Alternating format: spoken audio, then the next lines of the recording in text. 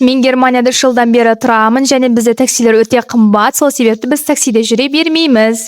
Мен Германияда 3 жылдан бері тұрамын, бізде автобуста бірінші аялдамадан екінші аялдамаға билет алғанға қарағанда бір айға билет алған арзан түседі.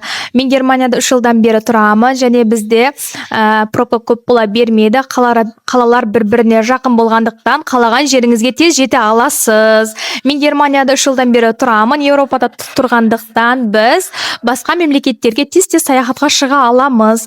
Мен Германияда 3 жылдан бері тұрамын және Германия халқы ерте ұйықтауға кетеді, кешкі сағат 7-8-де және таңертең ерте тұрады. Береке осында.